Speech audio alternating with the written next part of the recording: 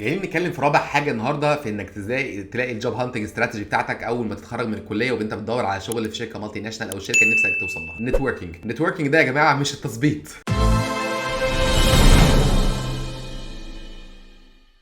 مش النتوركينج ده ان انت يبقى ليك تكلم انكل يلاقي لك الجوب اوبورتيونيتي دي هناك عشان تاخدها which is fine. لو ليك حد يساعدك خير وبركه ما يزعلش خالص، بس مش هو ده الاوبجيكتيف منه. الاوبجيكتيف ان انت تبيلد ريليشن شيب مع ناس شغالين في شركات ان هي تساعدك ان هي تقدر تقدم ويكون سبب ان انت تقدم السي في بتاعك، تاخد اوبورتيونيتي ان انت الناس تشوفك وتبيلد وتوريهم الكاركتر بتاعك والاكتيفيتيز اللي انت عملتها في الكليه او وات يو كان دو. حتى لو انت ما عملتش اكتيفيتيز ما عملتش اي حاجه بس انت عجبك موضوع الميديكال راب بعد ما اتخرجت من الكليه وشايف ان انت تقدر تتكلم كويس في الحته دي فتخش وتابلاي. طب النتوركينج دي حاجه مهمه قوي. احنا اتكلمنا من شويه على لينكد ان وكلمنا على ان في لينكد ان كارير كوتشنج، ازاي تبيلد الكارير بتاع اللينكد ان بروفايل بتاعك وازاي تزود الفيزيبيليتي بتاعت لينكد ان. بعد كده اتكلمنا على ان انت بعد ما عملت الليسته بتاعت الشركات محتاج تعرف مين الهايرنج مانجرز ومين الريكروترز اللي موجودين في الشركات دي، فقلنا نعمل لسته بالبيزنس يونت دايركتور، البيزنس يونت مانجرز اند سو اون سو فورث. عملت بيهم لسته، عملت لينكد ان اللينك بتاعتهم، لو دخلت وعرفت تجيب الايميل بتاعهم يبقى خير وبركه. بعت لكل واحد منهم مسج انفيتيشن صغيره ان انت لسه متخرج وعايز تاخد الادفايسز بتاعتهم عشان تبدا تشتغل في كارير ميديكال. كلام عادي جدا وكويس جدا. طبعا حط جوه دماغك حاجه واحده، ان انت النهارده الراجل اللي انت داخل تقابله الهايرنج مانجر دوت فرانشايز هيد او سيلز مانجر او الفيلد فورس سوبرفايزر، ما تخشش وانت خايف في الانترفيو، ما تخشش وانت مرعوب، لان هو عارف ان انت فريش جراديويت. لما حد هيكلمك ويجيبك فور انترفيو هو عارف ان انت فريش جراديويت وبيبقى جاي في جوب اوبورتيونيتي محتاج حد فريش، حد لسه متخرج من الكليه. فهو في يوم من الايام كان زيه زيك في الكليه وكان بيعمل زيك بالظبط، وانت استعديت واخدت كورسات وعملت ديفلوبمنت للشخصيه بتاعتك، فانت ريدي كويس جدا جدا للانترفيو. فما تخافش. الراجل ده السي او او الجي ام كان في يوم من الايام كان لسه زيه زيك في الكليه بادئ وبيتخرج، واول ما اتخرج بيدور على شغلانه زيه زيك بالظبط، مفيش اي فرق. ممكن منتال كابابيلتيز بتاعته حلوه،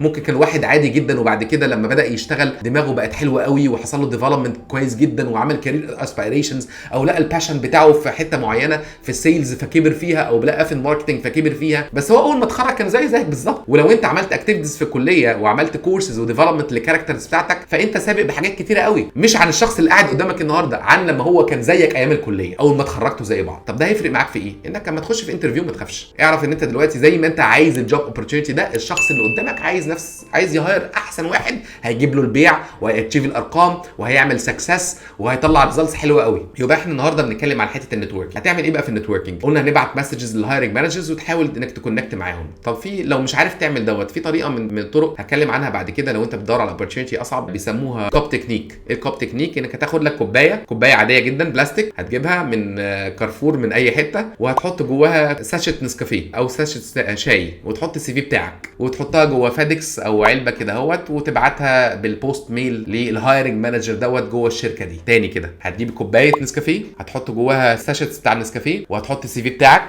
جواها، كتبت السي في بتاعك وحطيته جوه الكوبايه وحطيت الساشت بتاعت النسكافيه وحطيت كل ده جوه علبه، والعلبه بعتها للهايرنج مانجر في الاخر فبتقول له a cup of coffee with you across the miles، او ان انا عايز اشرب معاك كوبايه قهوه لمده 5 دقائق 10 دقائق. عايز اقول لك لما جربت التكنيك ده بعد كده في الكارير بتاعي بعد ما اشتغلت ميديكال راب كان الريسبونس ريت حوالي 40 ل 50%، ان ناس بتبدا تكلمني او تبعت لي مسج تقول لي ثانك يو انك بعت لي ده، اتس فيري كرييتيف، خلينا نقعد ونتكلم مع بعض النهارده.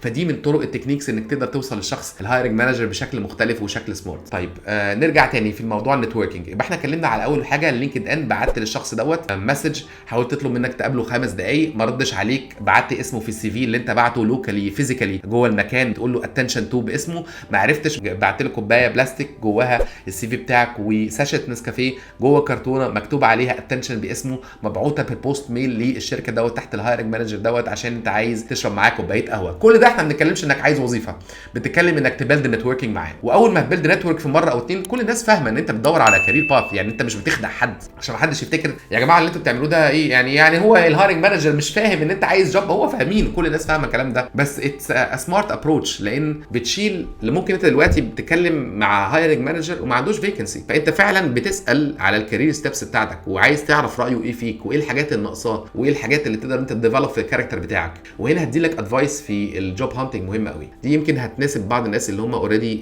ستيبس واخدين ستيبس في الكارير بتاعتهم اكتر شويه. مهم قوي وانت داخل جوه مش تقول له انا بعمل انا بعمل. انت المهم ان انت يكون عندك حلول لمشاكل عنده. يعني حصلت لي انا في انترفيو قبل كده، ان وانا كنت داخل في انترفيو مع هايرنج مانجر، فبيقول لي ايه، بص يعني انا محتاج واحد يعني سوبر ستار، انا محتاج واحد زي جليندايزر، واحد يكون اسطوري، سوري يا مازنجر، محتاج واحد يكون عالمي، محتاج واحد يكون خرافي، واحد يكون اسطوري. انت عارف اللي قبلك في 2 جبتهم واترفضوا. ساعتها ايه، كنت قريت في الجوب هانتنج استراتيجي ترد ازاي، فقلت له هو ايه المشاكل اللي انت كنت بتعاني منها مع الناس اللي قبليه، او ايه التشالنجز اللي كانت موجوده بتشوفها في الناس اللي كانوا موجودين قبلي في البوزيشن ده. فقال لي والله كانت 1 2 3 4 5.